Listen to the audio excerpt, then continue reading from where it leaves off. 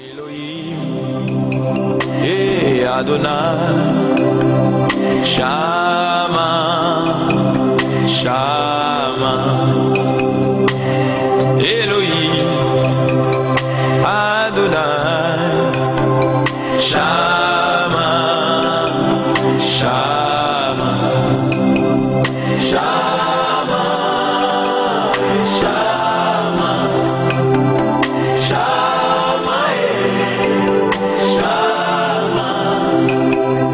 Shama. Il ne ment pas. Nous avions eu une bonne fin de semaine dernière dans la présence de Dieu. Le prophète Réma sera dans la ville jeudi où il va intervenir à une assemblée de soir et nous aurons la grâce de Dieu de l'avoir encore dimanche prochain avec nous.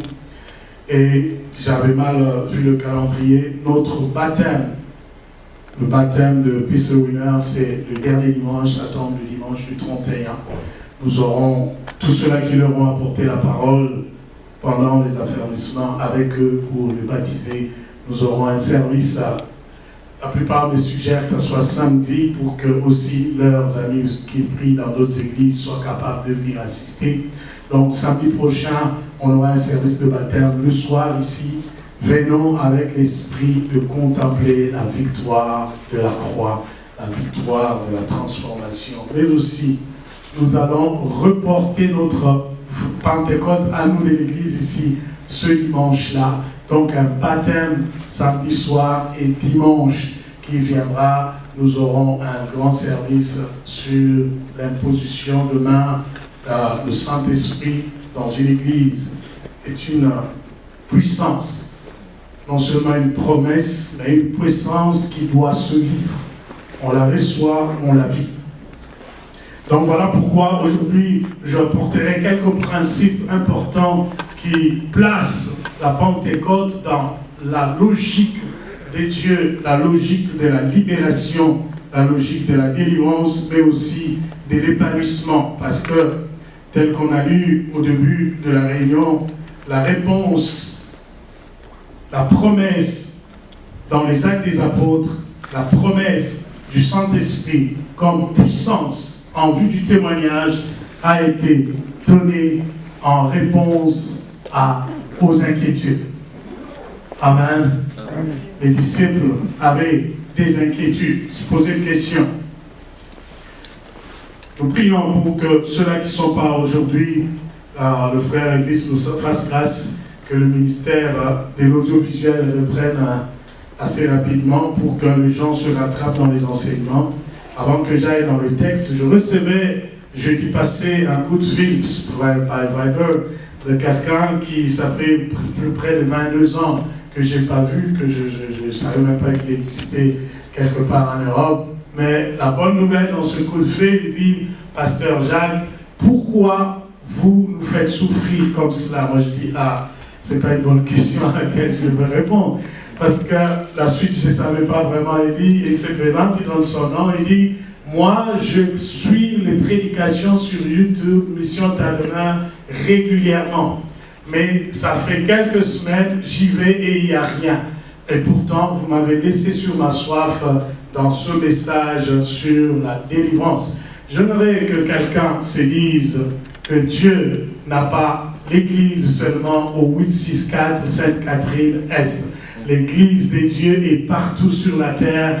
Quand on est établi pasteur, on n'est pas seulement pasteur de son église locale, on est là pour l'édification de ça.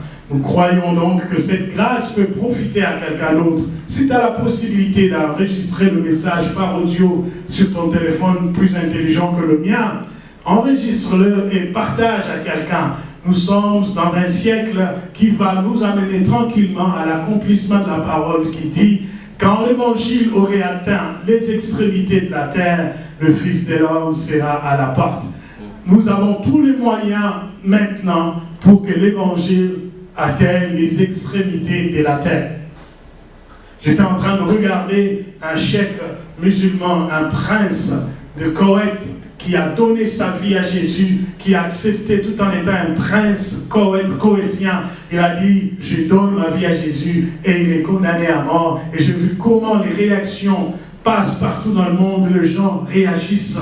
Pourquoi on le tuerait juste parce qu'il a cru en Jésus? Qui pouvait imaginer à l'époque où nous on est venus au Seigneur et on priait pour l'évangile, pour que l'évangile aille dans toutes les extrémités de la terre. Tout jeune que j'étais, je participais à des cellules d'intercession pour l'évangile. On ne pouvait pas croire qu'en Russie, il y aurait la plus grande église de la diaspora africaine dans le monde. On ne pouvait pas croire dans ce pays communiste où l'évangile ne pouvait pas entrer. Tous ces éléments nous prouvent que la promesse des actes des apôtres était une réalité. Est-ce que quelqu'un peut dire un bon amen à cela? Amen. Je regardais quelques extraits de l'église, de l'évangile, le réveil en Égypte, qui pouvait imaginer qu'en Égypte, le nombre et le pourcentage de chrétiens augmente à une vitesse plus qu'au Québec, où on prône la liberté de religion, mais dans un monde aussi restreint, hostile à l'évangile, le nombre de chrétiens nés de nouveau augmente à une si grande vitesse. Ce message de Pentecôte, c'est un message de challenge, c'est un message de défi. J'avais une série de questions que je préparais pour que ça nous aide à voir, comme dans un tableau de bord, où est-ce qu'on en est nous-mêmes avec notre Pentecôte. Ça fait quelques années que j'entends parler de ce mot Pentecôte. Quelqu'un peut risquer de me dire, c'est quoi Pentecôte?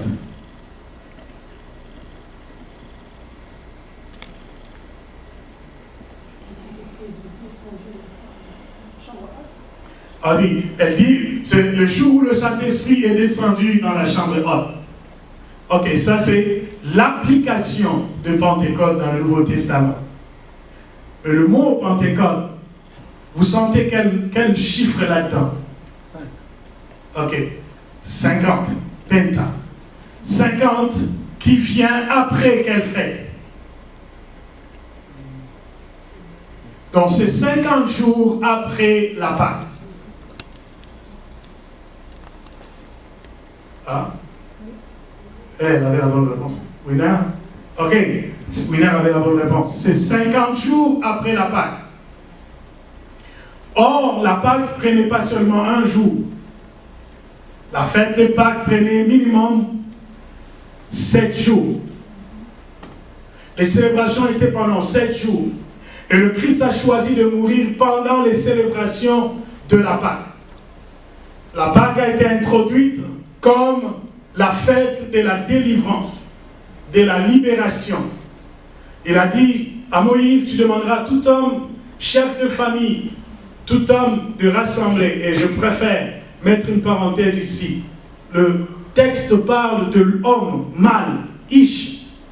Pas comme aujourd'hui, on a des hommes en transition entre homme et femme, non. Le texte parle de ish, qui est le masculin, le mâle. M-A-L-E, avec accent sur A. L'évangile aujourd'hui amène beaucoup de choses à être dans la confusion parce qu'on veut adapter l'évangile aux tendances de ce siècle. Il y a des piliers de l'évangile qui ne peuvent pas changer, comme la fête de la délivrance. La délivrance ne peut pas être changée et on ne peut pas échanger le ministère et la puissance de la délivrance par toute forme de pratique dans l'église pour accommoder les gens. Quand quelqu'un est possédé, il est possédé. Quand il est sous l'emprise des démons, il est sous l'emprise des démons. Quand il n'est pas encore né de nouveau, il n'est pas né de nouveau. Et le Christ nous a amenés à comprendre que ces choses étaient que l'ombre de choses à venir. Lorsque Dieu demandait à Moïse d'établir la Pâque, il a envisagé la sortie définitive d'Israël de l'emprise de l'Égypte. La délivrance n'est pas une entreprise à moitié. Lorsque Dieu s'y met, il y va et il va jusqu'au bout. Voilà pourquoi la parole dit, lorsque quelqu'un connaît le Fils, il sera réellement libre. La délivrance, ce n'est pas un parcours qu'on choisit comme une option de la vie chrétienne. C'est le chemin obligatoire pour connaître l'épanouissement dans la vie chrétienne. Il a demandé au Pharaon de libérer Israël et autant de tergiversements, autant de détours que le Pharaon a fait en endurcissant son cœur. Alors Dieu a sorti sa dernière cartouche. La dernière cartouche, lorsqu'on la met, pour ceux qui aiment le film, comme le film d'action, ils savent que lorsqu'on veut vérifier est-ce qu'on aura une chance de réussir, on vérifie s'il y a une dernière cartouche. La dernière balle, c'était l'agneau pascal. Et la Moïse, tu demanderas à tous les anciens, les hommes, chaque homme chef de famille. C'est pas comme aujourd'hui, il y a des femmes chefs de famille et hommes qui subissent. Non, chaque homme chef de famille a la responsabilité d'amener la présence divine dans sa maison. La délivrance, Dieu l'a confié comme une entreprise, un travail auquel on se donne entièrement. Il dit à chaque homme, chef de famille, d'immoler un agneau sans tache, un agneau mâle, et qu'il prenne cet agneau, qu'il le mange à la hâte avec sa famille. Dans quelle position? À la hâte avec un bâton à la main, il a une ceinture bien serrée, et il est prêt à partir. La délivrance, commençant par la Pâque, c'était la fête du mouvement, la fête du départ. Ce n'est pas des gens qui t'attendent encore. Est-ce que je vais être chrétien ou pas? Est-ce que je vais être né de nouveau ou pas? La fête de ceux-là qui avaient pris la décision un jour dans leur vie. J'ai choisi de suivre Jésus et j'ai choisi de suivre Jésus une fois pour toutes. J'ai réussi. J'ai choisi de suivre Jésus. C'est pas facile. Est-ce que quelqu'un peut essayer? J'ai choisi de suivre Jésus. J'ai choisi de suivre. C'est comme un sachet châté. Est-ce qu'on peut acclamer le Seigneur pour cela? J'ai choisi de suivre Jésus. Tu le fais avec détermination, que je refuse de continuer à être un pied dedans, un pied dehors. Je refuse d'être un chrétien qu'on appelle dans le jargon du Nouveau Testament un chrétien animal ou un chrétien charnel ou encore... Non, je veux être un homme spirituel. Et pour être un homme spirituel, c'est une résolution qu'on prend. Je veux faire une ligne de démarcation entre l'ancien Jacques et le nouveau Jacques qui a mangé l'agneau pascal. Amen. C'est là que la Pentecôte trouve tout son sens. On ne fête pas la fête de Pentecôte si on n'a pas encore été sauvé. Aujourd'hui, combien de gens peuvent avoir de lundi de Pâques férié, même s'ils demeurent endurcis et païens athées? Ils profitent de notre conversion pour eux, ils aient une journée de paix sans travailler.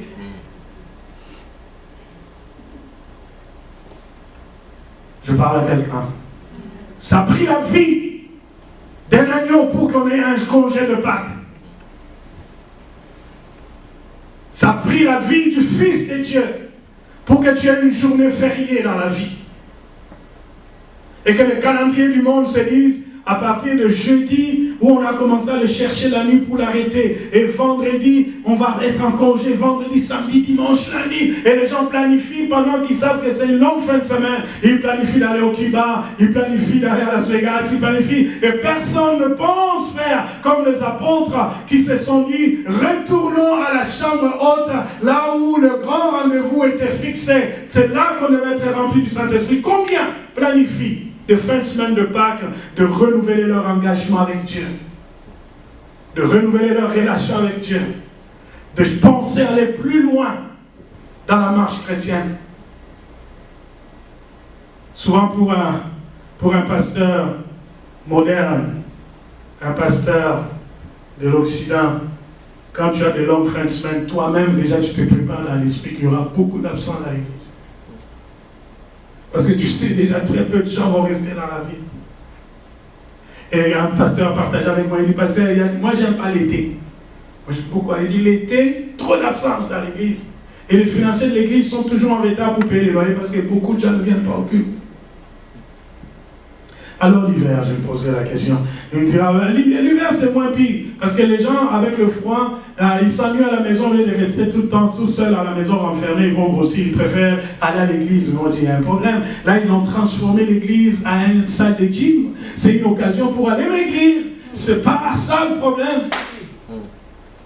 C'est pas un remplacement d'activité, c'est parce que je ne sais rien faire que je vais à l'église. Ces hommes, le jour de Pentecôte, ils se sont résolus de retourner dans la chambre haute parce que c'était un rendez-vous avec Dieu.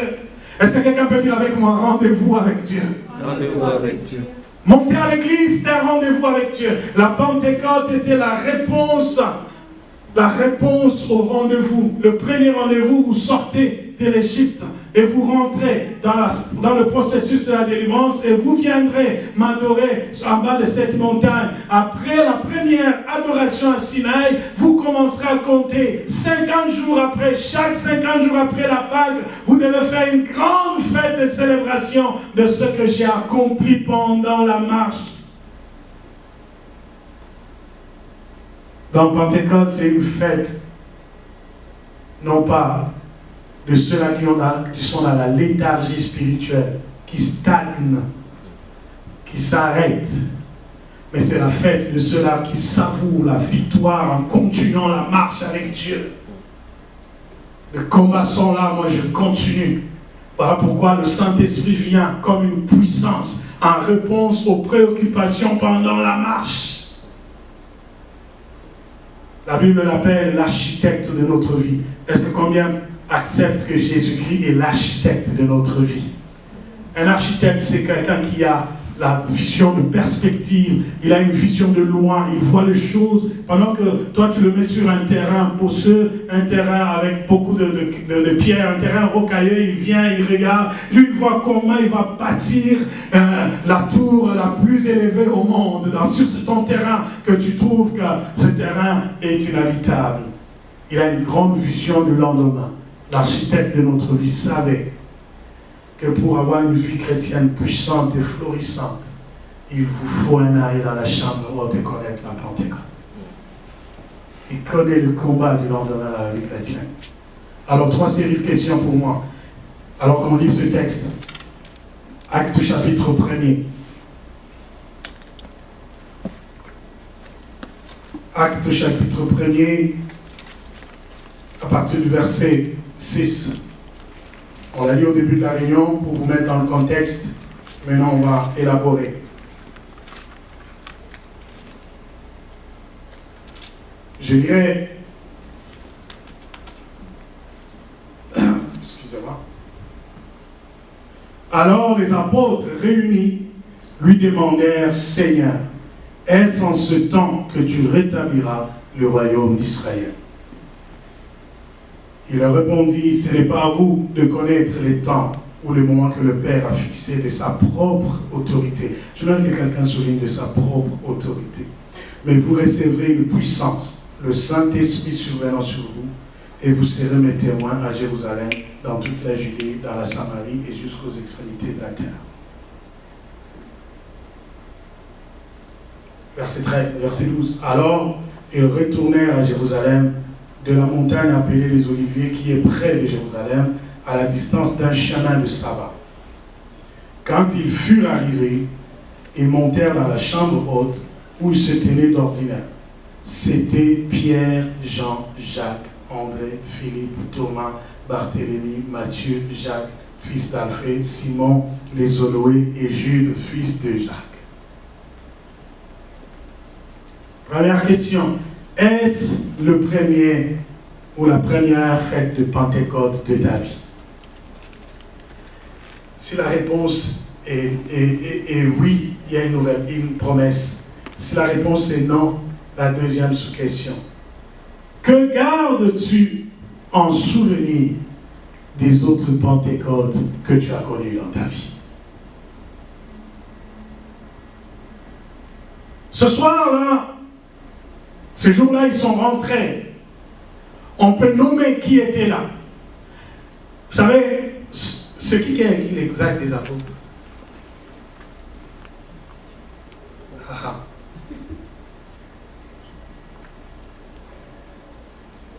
Verset 1er. Théophile. Luc.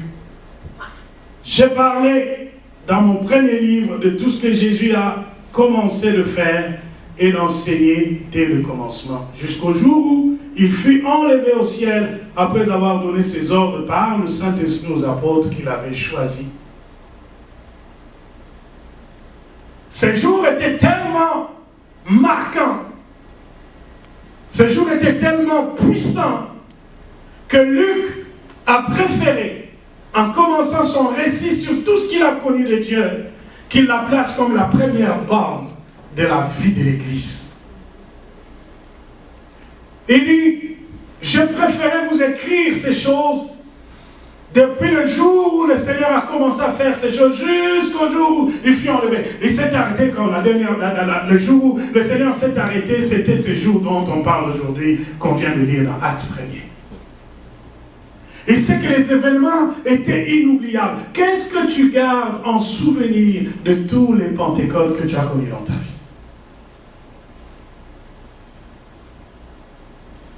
J'ai retrouvé un vieux ami d'enfance dans la foi, dans l'œuvre de Dieu. Je l'ai retrouvé sur Facebook, il m'écrivait et je parlais avec lui. Ce vieux ami, il m'a rappelé le jour où on a été baptisés ensemble du Saint-Esprit. On a eu le baptême le même jour et il commençait à me rappeler comment c'était inoubliable. Je veux parler à quelqu'un. De quoi tu te souviens de ton premier Pentecôte, si tu l'aurais déjà connu? Le jour où le Saint-Esprit est descendu sur toi. Qu'est-ce qui s'est passé? Ma question a un sens.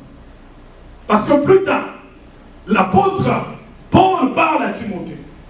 Il dit, ne méprise pas le don du Saint-Esprit que tu as reçu par imposition de main des anciens. Ne néglige pas. Donc il faudrait que Timothée se souvienne continuellement des choses qui ont été déposées sur lui le jour de Pentecôte. Le souvenir aide au comportement. Combien, troisième question, comment tu te sers de tout ce que tu as reçu de Dieu des autres Pentecôtes? Mon message aujourd'hui servirait à dire, Seigneur, je ne veux pas fêter par accoutumance. Je veux célébrer la véracité de ta parole. Alléluia. Ce n'est pas une fête comme une fête d'anniversaire. On se souvient qu'on était né, on oublie même de quel hôpital. On se souvient qu'on était né, et on oublie même, on est sur la liste de ceux-là qu'on appelle, ils sont nés vers les années. On n'a même pas la date précise. Non. Il y a des choses qui se passent le jour de Pentecôte, ça te marque pour la vie. Alléluia. Je me souviens d'un service de Pentecôte, il y avait une maman, j'ai déjà donné ce témoignage-là un jour, je ne sais pas si tu étais là. Une maman qui revenait de l'Est, et on l'avait surnommée Ngouvu, parce qu'elle priait beaucoup en Swahili et qu'elle disait Ngouvu, donc ça veut dire puissance. Elle priait, alors les gens dans l'église, les jeunes l'appelaient Ngouvu. Et la maman était venue, on l'a amenée par sa fille, la fille l'a amenée à l'église pour le jour de Pentecôte. Et elle est venue devant, on lui demande, mais, parce qu'on préparait les gens à cette journée-là pour l'imposition de main, afin que vous receviez le don du Saint-Esprit. Elle est venue devant, elle n'avait aucune préparation, rien, on n'avait rien fait pour elle. Elle est venue devant, et on lui a demandé, maman, qu'est-ce qu'on peut faire pour vous? Elle ne comprenait rien. À des Lingala, et puis on l'a appelé, sa fille est venue, elle dit, maman, qu'est-ce que tu veux qu'on fasse pour toi? Elle dit, je veux lire la Bible. Il faut être dans son histoire et dans son passé pour comprendre pourquoi elle veut lire la Bible. Parce qu'elle n'a aucune éducation, aucune instruction, elle ne sait pas lire, elle n'a jamais lu. Elle dit, si ce que vous avez lu est vrai, que ce jour-là, à cause de la chambre haute dans laquelle ils étaient, dans la prière où ils étaient, et qu'ils étaient remplis du Saint-Esprit, se mirent à parler dans des langues qu'ils ne connaissaient pas. Si votre évangile est vrai, moi je veux lire dans la Bible parce que je ne l'ai jamais lu. La Pentecôte pour elle, c'était une fête de défi. Je veux défier la véracité de la parole de Dieu. Vous savez, j'étais jeune. Il ne faut pas comme un bon prédicateur, un bon pasteur, il ne faut pas donner l'impression que toi-même tu es surpris par la grandeur de la prière de la personne. Il faut qu'en moi-même se déclenche un processus de croire à ce que je viens de prêcher. De croire que ce que je viens de dire peut se vivre. Alléluia. Amen. Il faut que moi-même je commence, pendant que je veux lui répondre, que je conditionne mon esprit et tout mon être à la véracité de la parole. Mais vous recevrez une puissance selon l'autorité de Dieu. Ça ne dépend pas de moi, Jacques. Ça ne dépend pas de toi. Même si cette maman demande les choses démesurées, ce n'est pas ton problème. Ça dépend de Dieu.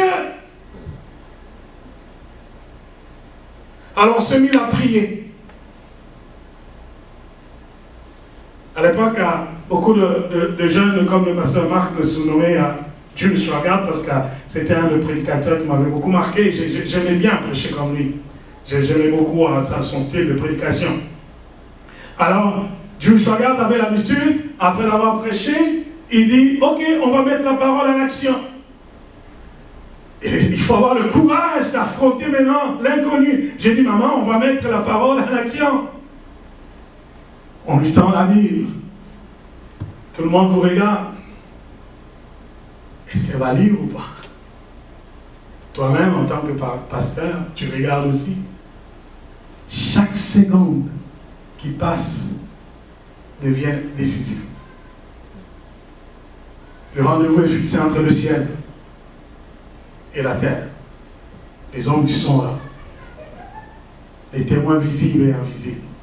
Que Dieu soit loué. Par son autorité, il défend sa parole.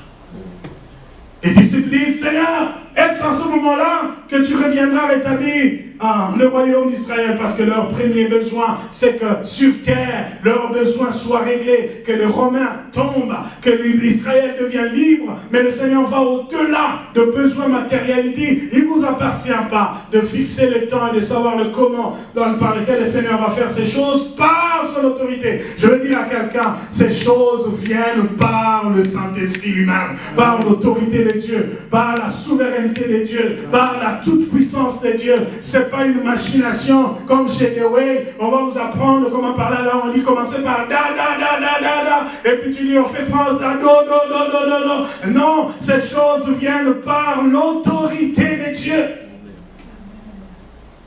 Plus le Paul parle des dons spirituels, il dit c'est le Saint-Esprit lui-même qui opère toutes ces choses en nous. C'est pas mécanique. Il y a des choses qui peuvent être planifiées, calculées. Il y en a d'autres qui viennent par la souveraineté de Dieu. Donc tu avais quitté ta maison. Toi qui te moquais souvent de ceux-là qui parlaient la langue comme moi, je me moquais beaucoup des gens qui priaient en langue. Je dis, c'est n'importe quoi. Je me moquais beaucoup d'eux. Et quand le Saint-Esprit m'a saisi moi-même, je n'avais même pas planifié que ce jour-là, je serais celui qui reste à prier en langue le plus longtemps possible, pendant que tout le monde est parti. Comme la prière était chez nous, je reste dans notre salon et je continue à prier en langue longtemps. Et c'est mes frères qui se moquent de moi. Un frère, le jour de Pentecôte, il disait, bah, moi, vous, quand on prie pour vous, vous tombez, moi je ne prie pas. Il vient, il capte les jambes comme ça, il va avoir l'équilibre. Il sait que quand on va imposer le main, il ne peut pas tomber parce qu'il a l'équilibre. Quand il était à terre, et lui et moi, on ne sait pas comment ça s'est passé. Il y a des choses qui se passent par l'autorité de Dieu. Je reviens à cette maman, elle va prendre la Bible, commence à lire. Elle lit, elle finit. Elle a lu Jean 3,16. Des cancoundoulas, oh, des cris de joie, les gens sautaient. On lui redonne un autre livre que sa fille avait dans le sac. On donne un livre. Elle regarde le livre, elle n'est pas capable de lire. On lui redonne la Bible, elle lit la Bible. On lui donne l'autre livre, elle n'est pas capable de lire. Parce qu'elle avait dit, je veux lire la Bible. Elle a bousculé Dieu et le Seigneur a confirmé sa promesse. En ce temps-là, je répandrai de mon esprit sur toute chair. Vos personnes âgées auront des visions et parleront dans d'autres langues. Il y a des gens qui parleront dans d'autres langues. Il y a des choses que tu ne peux pas oublier parce que tu as connu le Pentecôte. Ça te marque à vie. Et Luc, après ces événements-là, Jésus est déjà mort. le texte n'a pas été écrit tout de suite après la mort de Jésus. Ça a pris du temps avant que Luc commence à écrire. Mais n'oublie pas ce qui s'est passé dans la chambre haute. Où en es-tu avec toutes les expériences de Pentecôte de ta vie?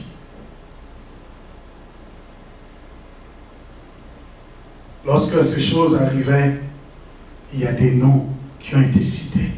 On dit dans la chambre haute, il y avait telle personne, telle personne, telle personne.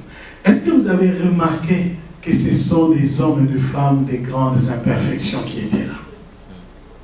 Est-ce que vous avez remarqué qu'il n'y avait aucun ange parce qu'il n'y avait personne qui était irrépréhensible dans cette chambre haute-là?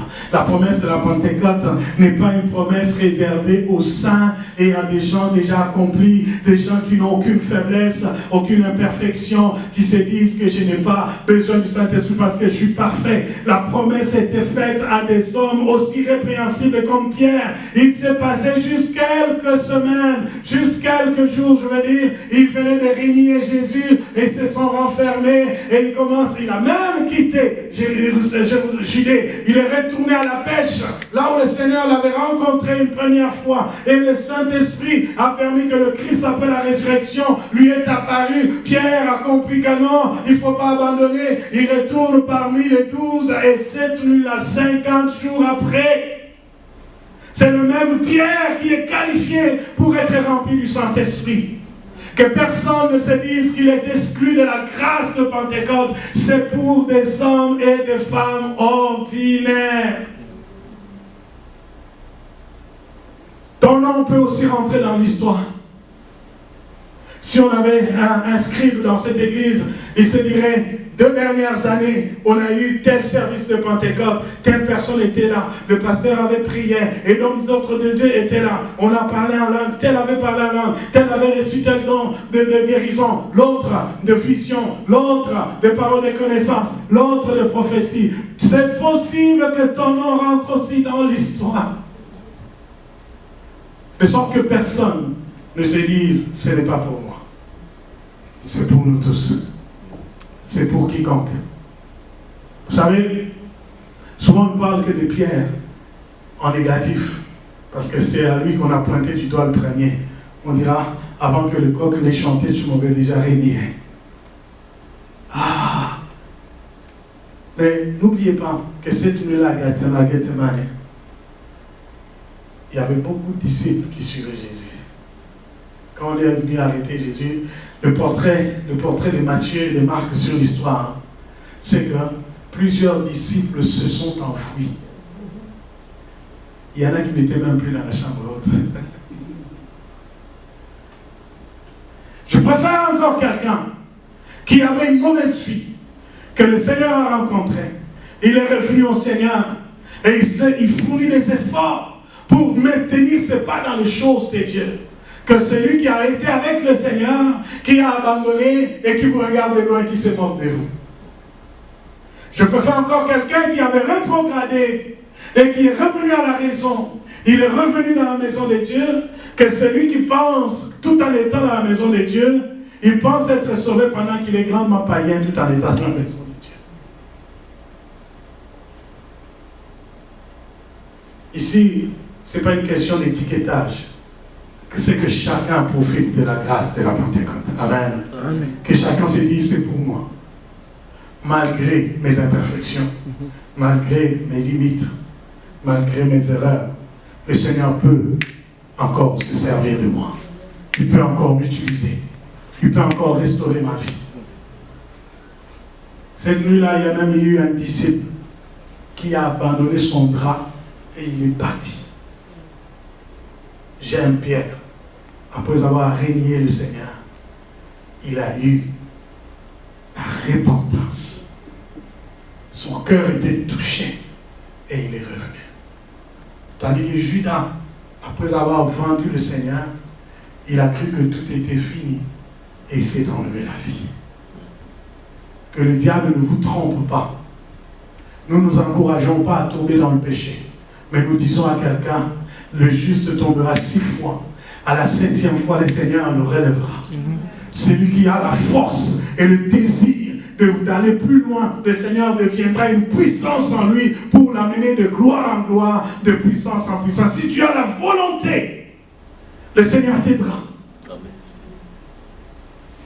Jésus-Christ regarde ses disciples. Il leur donne une parabole. Il dit, un père avait 2 enfants. Prenons, il dit au premier, nous habitons la Chine, va à Angrignon me chercher des cacahuètes. Le premier peut regarder et dire, mais la Chine et Angrignon, c'est loin. Les cacahuètes, je peux le trouver n'importe où, mais pourquoi seulement Angrignon? Il dit, j'irai pas. Le deuxième, on lui dit, va à Angrignon me chercher des cacahuètes. Il dit, j'irai. Celui qui avait dit le premier, j'irai pas. La Bible dit que chemin faisant, il revint en lui. Il s'est dit, mais c'est quand même mon père. Même si j'avais dit, j'irai pas, je vais y aller. La Bible ne dit pas qu'il est retourné vers le père, lui dit, j'ai changé ma décision, je vais y aller. Non. De là où il était, il s'est rendu compte qu'il avait pris une mauvaise décision. Il se révisait, il est allé. Mais celui qui avait dit, j'irai, de là où il était, il prit la résolution de ne plus aller. Alors le Père pose la question, le Christ pose la question, de ces 2 enfants, qui recevra la louange de son Père? On lui a dit, c'est lui qui avait dit jadis, avant, je n'irai pas, mais qui s'est revisé. La vie chrétienne est faite de beaucoup de déceptions, de beaucoup de coups, de difficultés, de moments difficiles, qui peuvent t'amener même à dire, je ne veux plus. À cause des dons spirituels, je suis devenu celui dont on se moque partout. Parce que j'avais donné une prophétie là-bas, on m'a haï, on m'a détesté. Jérémie a ressenti la même chose. Les gens ont dit, ils ont dit entre eux, ils se liguèrent contre moi, dit Jérémie. Ils se liguèrent contre moi, ils se disent, allons, tuons-le. Et ils ont même choisi l'arme. Ils ont dit, nous allons les tuer par les paroles de nos bouches. La vie chrétienne est faite de moments où vous êtes déjà mort parce que tout ce que vous avez entendu vous a tué. Et vous prenez la résolution, à cause de cela, je ne ferai plus ceci, je ne ferai pas cela. Mais par l'autorité de Dieu, le Saint-Esprit qui vous a donné des grâces, des dons, des talents, des potentiels, il vous poursuivra jusqu'à ce que vous vous revisiez dans vos décisions. Il faut que l'œuvre de Dieu se fasse. La Pentecôte, c'était une fête d'équipement pour l'œuvre de Dieu. Qu'est-ce que vous gardez en souvenir de votre dernier Pentecôte? Quels sont les dons qui vous ont été communiqués? La question qui vient après, comment vous en êtes servi depuis? Comment vous en servez? Il y a quelques excuses que les gens donnent pour ne pas s'en servir. J'avais essayé, ça n'a pas marché. C'est-à-dire, tu avais essayé. Il fallait laisser que l'esprit agisse. Il ne faut pas essayer, laisse Dieu agir. Deuxième excuse, j'ai fait, mais il n'y avait personne qui m'a encouragé. Il n'y aura pas tout le temps des encouragements dans l'œuvre de Dieu. J'ai toujours dit un principe, ce n'est pas parce que l'autre ne fait pas ce qu'il devait faire que moi, j'arrêterai de faire ce que je dois faire. Oh, moi, j'arrivais toujours à l'heure à la pratique, il y avait personne qui arrivait à l'heure, alors j'ai abandonné. Il n'y a personne, chante avec les anges, fais ce que tu dois faire. Fais ce que tu dois faire. Une autre raison qu'on donne pour ne pas exploiter les talents.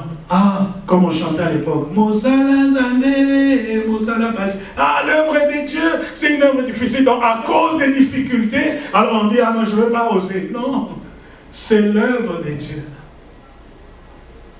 Je suis allé voir un vieux, je vais taire le nom, il était à l'hôpital en Belgique. Je suis allé voir un homme de Dieu qui a fait un grand travail au pays. Je suis allé lui demander conseil. J'étais dans un moment de tumulte dans la vie chrétienne. Je suis allé le voir. Je lui dis, mais comment tu as tenu longtemps comme ça? Il me dit, chaque difficulté m'a motivé à aller encore plus loin avec Dieu. Chaque difficulté était un stimulant pour moi de dire, Seigneur, je veux vivre ma Pentecôte à chaque jour. Amen. Parce que tu avais dit, vous recevrez une puissance. Tu n'as pas dit, vous recevrez une faiblesse. Vous recevrez une puissance. Le Saint-Esprit survenant sur vous, alors il vous rend capable d'être non pas le témoin de vos accomplissements, mais mes témoins. Quand tu prends l'œuvre de Dieu comme ton œuvre, tu auras l'hypertension, tu vas mourir. C'est l'œuvre de Dieu. Fais ta part et laisse Dieu faire sa part. Il y a un temps où les gens vont venir en foule et il y a un moment où les gens vont sécher l'église. Si ta motivation pour Dieu est en fonction du nombre de membres, mais je t'ai dit que tu mourras avant et ces membres-là vont continuer à vivre. La Pentecôte, c'était un jour de rappel que Dieu est au contrôle. Quelqu'un dit, Dieu est au contrôle. J'ai fini par là aujourd'hui, Dieu est au contrôle. Il leur a dit, l'ange leur a dit, mais pourquoi vous regardez au ciel comme ça, comme si vous êtes dépourvu de tout, découragé? Le même que vous avez vu monter là, de la même façon il reviendra. Mais vous, faites ce qu'il vous avait dit, retournez en Judée. Faites votre part. Votre part, c'est de prier. Mettez-vous ensemble, priez, priez. Et lui va faire sa part. Quand l'Église fait sa part, Dieu fera aussi sa part. Oh, voilà qu'est-ce que Jésus a dit de l'Église. En chassant les gens au temple, il a dit, vous avez fait de la maison de mon Père un repère de brigands et de vendeurs, de voleurs.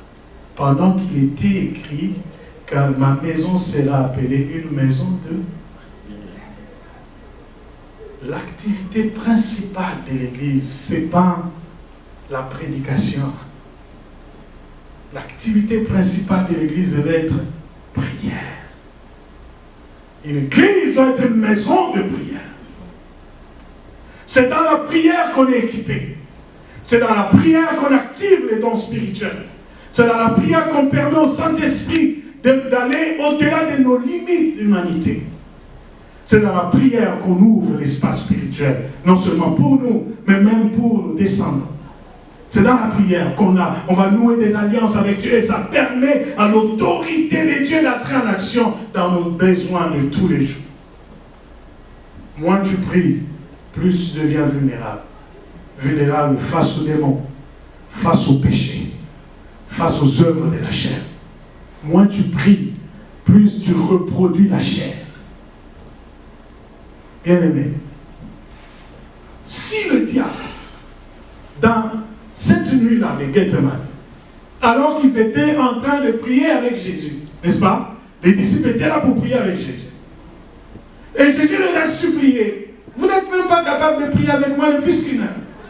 Si le diable n'a pas eu honte de venir même là où le Christ priait, pour l'arrêter, que pensez-vous que l'ennemi ne peut pas faire de l'Église aujourd'hui? Jésus dont on dit qu'il était Dieu, en lui habitait corporellement toute la plénitude de Dieu. Quand il priait, la divinité était en train d'agir. Le diable est venu. Qu'est-ce qu'il ne ferait pas de l'Église aujourd'hui? Vous pensez qu'en priant moins, on est déjà puissant? Rien. Les envoyés du diable vont venir dans les églises. Vous allez voir quelqu'un qui est sorcier, il s'infiltre jusqu'à devenir le pasteur adjoint dans l'église. Vous allez voir les hommes de Dieu à la recherche de la gloire, ils vont aller chercher du vaudou et de la magie pour avoir la popularité dans l'église. Vous allez voir des musiciens non convertis, mais devenir des grands conducteurs d'adoration dans l'église. Le diable n'a pas honte de votre cravate, ni de votre présence dans l'église. Il va venir. Mais qu'est-ce que le chasse de l'église? C'est la présence de Dieu dans la prière. S'il n'a pas honte de l'église, qu'est-ce qu'il ne ferait pas de ta chambre? Qu'est-ce qu'il ne ferait pas de ton travail? Quand tu ne pries pas beaucoup, tu es en train de lui dire, viens et terrasse ma vie. Il entrera dans ta chambre, dans ta cuisine, dans ta voiture. Il sera là. Il détruira. La Bible l'appelle, il est le destructeur, le voleur, le profanateur. Il changera toutes les prévisions de ta vie à des situations de malheur. Il faut prier. Beaucoup prier. Il est venu à Gethsemane. Pierre qui venait de dire, Seigneur, je mourrai avec toi, Pierre. Il reproduit une œuvre charnelle, il prend l'épée, il coupe l'oreille de Marcus. dans un lieu de prière. Cette nuit-là, le Seigneur les avait invités à la prière. C'est à la prière qu'il a coupé l'oreille de Marcus. C'était là. Combien la chair agit à l'église parce que les gens ne prient pas beaucoup. On veut tout trancher selon l'intelligence humaine et rationnelle. On va prendre de mauvaises décisions, mes amis. La Pentecôte, c'était un miroir que ces gens avaient compris que la puissance est dans la prière. Faisons de cette église une maison de prière. Rencontrons-nous plus pour la prière que pour le blablabla. Quand les chrétiens multiplient dans l'église des soirées de bouffe, des soirées on mange là-bas, on mange là-bas, à chaque activité on mange, c'est là que les songi viennent dans l'église, les murmures, les critiques, les mauvaises choses rentrent dans l'église. Quand il y a trop de fêtes charnelles dans l'église, la chute de l'église arrive. Mais quand vous multipliez les vies de prière, la Bible dit, le méchant ne résiste pas dans les assemblées de saints. Les mauvaises choses vont commencer à quitter l'église. Tu vas voir quelqu'un qui était très impliqué de lui-même, il s'enfuit. Personne ne l'a chassé. Vous l'exhortez, vous faites tout. Il trouve toujours des excuses pour ne pas venir. Laissez. Continuez à prier. Que Dieu nous aide aujourd'hui. Les questions me serviraient à moi et à toi de ne pas accumuler Pentecôte et Pentecôte, fête et fête, sans résultat. Les dons, tu les as. Exploite-les. Si tu ne les as pas, dimanche, le dernier de ce mois, viens avec l'idée, Seigneur, aujourd'hui, je veux vivre l'expérience de la chambre haute. Ce qui fait que vendredi, en 8, on sera ici en prière, samedi en prière avec les baptisés, et dimanche, on revient, Totumbi Maboula. On fait la prière jusqu'à ce que quelqu'un reçoivent quelque chose. Est-ce que quelqu'un est béni aujourd'hui? Est-ce que quelqu'un est béni aujourd'hui? Je ne vise pas la foule. Dieu vise chaque nom. Il faudrait que s'il y a quelqu'un qui avait la caméra comme notre père Edwige, il va se dire, ce jour-là, il y avait Matthieu. Ce jour-là, il y avait Léonard. Ce jour-là, Dieu vise chaque personne. Une personne à la fois. Je t'inviterai à prendre rendez-vous avec Dieu pour ce dimanche-là. Du Seigneur, assez longtemps, je mets trop d'énergie à chercher des solutions aux problèmes matériels, charnels, qui peuvent être une nécessité pour le corps, mais qui n'ont aucune influence sur ma vie spirituelle.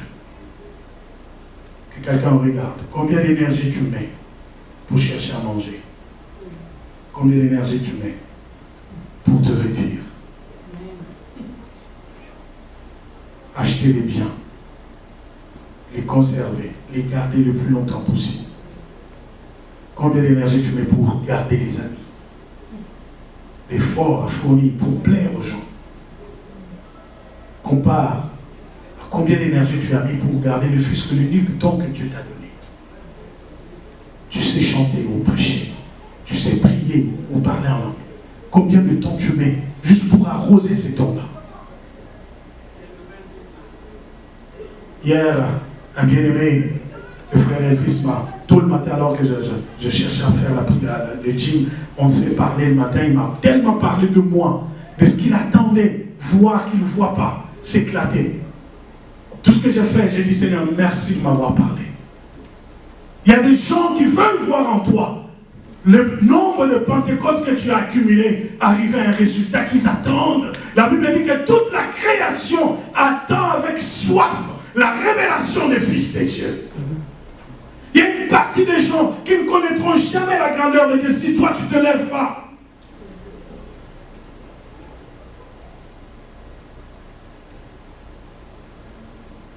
Quelqu'un commence à dire, Seigneur, je me repens de n'avoir pas utilisé comme il faut les talents et les dons que tu m'as donnés. Seigneur, je me repens de n'avoir pas utilisé comme il faut toutes les ressources que tu as mises en moi. Ton investissement au fil des années dans ma vie devait être une bénédiction pour plusieurs. Seigneur, pardonne-moi pour les frustrations qui ont pris plus de place dans moi que la recherche de ta présence. Autant l'énergie mise pour des choses passagères. Seigneur, pardonne-nous d'avoir négligé la prière d'ensemble, la prière qui est une efficacité. La Bible dit que la prière de juste est d'une grande efficacité. Seigneur, combien de fois on a consommé le temps dans des choses qui n'ont rien à voir avec notre éternité. Pardonne-nous. On est revenu comme des religieux, de gens qui accumulent fêtes et célébrations. Seigneur, pardonne-nous. Des résolutions qu'on avait prises, qu'on n'a pas accomplies. Des promesses qu'on avait faites, qu'on n'a pas accomplies. On veut être comme le premier enfant. Chemin faisant, il va se reviser. Aujourd'hui, Seigneur, nous reprenons l'autre chemin. Le chemin de ce qu'on ne voulait pas faire. De choses qu'on a mis de côté pour toi. De choses qu'on ne voulait pas faire, qu'on a mis de côté. Seigneur, on se reprend aujourd'hui. Nous nous préparerons, oh Dieu, au rendez-vous de ce dimanche en 8. Nous voulons que tu sois là, par ton autorité. Que tu viennes nous remplir de ta vie, de ton esprit. Je prie pour tout celui qui écoutera ce message. De quelle manière nous avons parlé, au-delà de nos mots, Saint-Esprit, je voudrais que ta voix lui parle. Au-delà de nos mots, Saint-Esprit, que ton autorité agisse. Là où nous devons nous fléchir nos cœurs devant toi. Fléchis nos cœurs devant toi. Que cette parole produise des fruits dans nos vies. Pour la gloire de ton nom, nous avons ainsi prié. Amen. Amen. Est-ce qu'on peut acclamer le Seigneur notre Dieu? Alléluia. Il est merveilleux ce Dieu. Nous allons accueillir, s'il y a un nouveau ou une nouvelle parmi nous, on va l'accueillir au nom du Seigneur. Elohim et Adonai, Shama, Shama.